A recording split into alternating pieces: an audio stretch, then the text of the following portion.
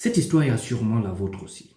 C'est l'histoire d'un vieillard qui ramassa l'œuf d'un aigle lors de ses promenades dans une forêt. Et lorsqu'il arrive chez lui, il dépose cet œuf sur une poule qui est en train de couvrir des œufs et qui vont bientôt éclore. Quelques jours ou quelques semaines plus tard, les œufs vont éclore. Et le petit aigle doit sortir, commencer à marcher comme les autres poussins. Il doit vivre ordinairement comme les poussins ordinaires. Il doit commencer à caqueter déjà comme des poussins. Fouiller, trouver de quoi manger de la même manière que les autres poussins. Mais un jour, lors de ses promenades, il va voir un très grand oiseau en train de voler dans les airs. Question. Comment est-ce que celui-là fait pour se retrouver là-haut? Comment est-ce qu'il fait pour être aussi autant énorme? Qu'est-ce qu'il mange? Il va appeler ses frères poussins et poser ces questions. Dites-moi, qui est celui-là? Comment est-ce qu'il fait pour voler si haut? Comment il fait pour se retrouver très haut?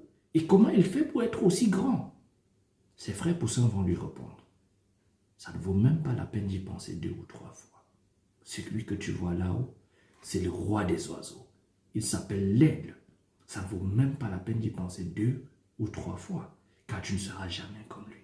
Le plus souvent, lorsqu'on le voit, on se cache. Donc, contente-toi de ce que nous avons. Alors, au boulot, mon ami. Voilà alors le petit aigle mourut quelques années plus tard, sans toutefois savoir qu'il était pourtant un aigle. Cette histoire est sûrement la tienne. C'est sûrement l'histoire de plein d'entre nous. Combien de fois on t'a dit que tu étais incapable de réussir certaines choses? Combien de fois tu as vu quelqu'un qui a réussi dans un domaine et tu as dit, tu as appelé peut-être tes parents, tes amis ou tes frères ou les gens dans le quotidien et dit, comment est-ce que celui-là a fait pour réussir tel projet? Comment est-ce qu'il a fait pour se retrouver sur tel endroit? On t'a dit, écoute, c'est le fils d'un ministre, c'est le fils de tel entrepreneur.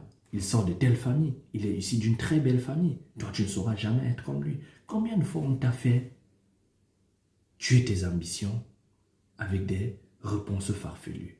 Combien de fois est-ce qu'on a modifié tes pensées, modifié tes croyances avec des réponses qui avaient un impact significatif vers ta destinée? Combien de fois tu as laissé tomber tes projets parce que tu as écouté des gens te dire que tu ne peux pas? J'ai envie que tu saches ceci. Si hier, cette petite aigle est morte sans toutefois savoir quelle était son identité, je ne veux pas que toi tu meurs de la même manière. Je veux que tu saches que tu es capable d'atteindre tous tes objectifs. Je veux que tu saches que rien n'est impossible à celui-là qui n'abandonne pas. Si c'est la première fois que tu me vois, je suis Kevin de Business Academy. Ici, je parle du business, je parle de mental, je parle de tout ce qui doit te permettre de grandir, d'atteindre facilement ta liberté mentale, ta liberté psychologique. Je veux que tu saches que rien n'est impossible pour toi. Il suffit juste d'essayer, de tomber et de te relever et d'essayer encore et encore. Et tu verras, tu vas t'en sortir. Laisse de côté tous ces gens qui veulent te freiner et essaye quelque chose. Si cette histoire t'a inspiré et t'a touché autant que moi, je veux que dès aujourd'hui, les projets que tu t'es dit que tu devais lancer lorsque tu auras le temps, commence à y penser dès maintenant. Commence à essayer dès maintenant. Je veux que tu commences à travailler sur ton projet dès maintenant. Je veux que tu arrêtes d'écouter les gens qui te disent que tu ne peux pas et commence à travailler. Il n'y a que l'expérience qui doit te permettre de te construire. Il n'y a que les essais, l'action qui doit te permettre de mettre en valeur ton projet. Sache que si tu laisses ta vie être dirigée par la peur de se lancer, la peur d'essayer, la peur de quitter de ta zone de confort, ta vie se résumera en 3 étapes, comme j'ai l'habitude de le dire. Trop jeune, pas de temps et trop tard.